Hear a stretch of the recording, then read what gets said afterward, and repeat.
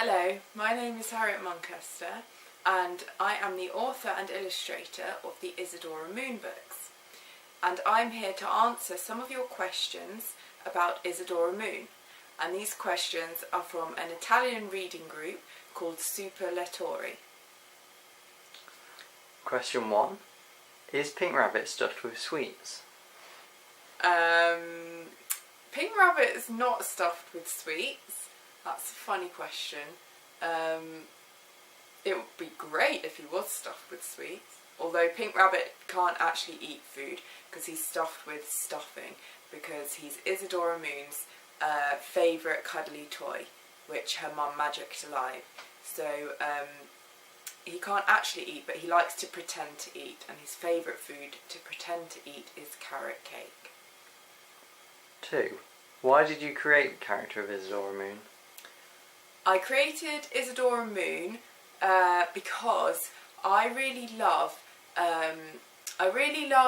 sort of like sugary pink type looking things, but I also really like gothic looking things, and I especially like when you put the two things together because I like the contrast of it. And so I wanted to create a character who had a bit of both of those types of world in her, and so that was where the visual idea for Isadora Moon came from, and then the stories followed on after, because I already then had the world, the fairy/vampire world in place, so the stories came quite easily after that.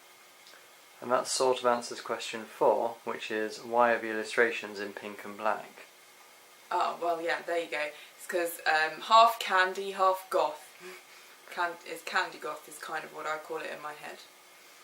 So going back to question 3, why isn't Isadora Moon able to dance in a pink tutu?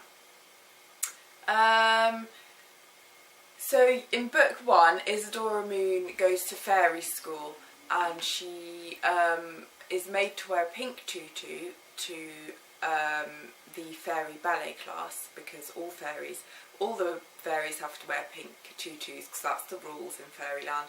And Isadora Moon has a very special favourite tutu that she likes to wear at home, which is black and sparkly with stars on it, and it makes her feel mystical and magical, and so she just doesn't feel inspired being put in something that doesn't feel like is her own sort of style, really. So it makes her feel very restricted and like she can't be herself, and so it dampens her spirit for dancing. Okay, question 5. How did Isadora's mum and dad meet?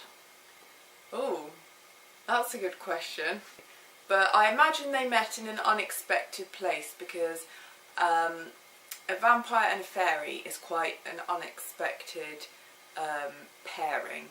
So I think they probably met somewhere that they probably met somewhere in the human world. They were probably both in the human world for some reason, and they bumped into each other, and I'm going to have to give that some more thought. Okay, question 6 is 2 questions. Has Isadora got a fairy granny, and what is her name? Oh, she has got a fairy granny, because Isadora Moon's mum's mum is a fairy, and also she has a fairy grandpa, and her fairy granny well, she hasn't got a name yet, because hasn't been written into the stories yet, so I haven't actually thought that far back into the family tree as to naming her. But if any of you have any great ideas for a fairy granny name, then feel free to contact me and let me know. Okay, question 7. Can you do magic? Can I do magic? Well, I think we can all do magic with our imaginations. Because I think, like, seriously, I think imagination and your fantasy worlds that you have in your head, they are a sort of magic, really. I mean, I actually think that like flowers and things like that. I actually think that's really magic, because you only put a little seed in the ground and then it sprouts a flower, like a big colourful flower. Like, I don't know, I just think there's lots about life that is actually magic. Question 8. Can you fly? No, but I wish I could.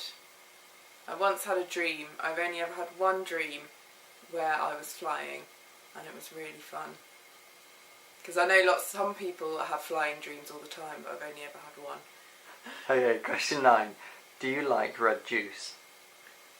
Yes, I love red juice, especially if it's made of raspberries, strawberries, cherries. Yeah, probably those three. Yeah, that'd be a nice smoothie. And last question. Did Isadora Moon ever argue with anyone? I mean, she has obviously had arguments before, but I mean, there's none in the stories so far. So there's none written into the stories, but obviously in her life, because her whole life isn't obviously written into the books, she has had, would have had various arguments and ups and downs with people, like everybody has. But she's not a particularly argumentative person, so it's not a lot of arguments. Okay, thank you for answering the questions. Oh, thank you for all the lovely questions.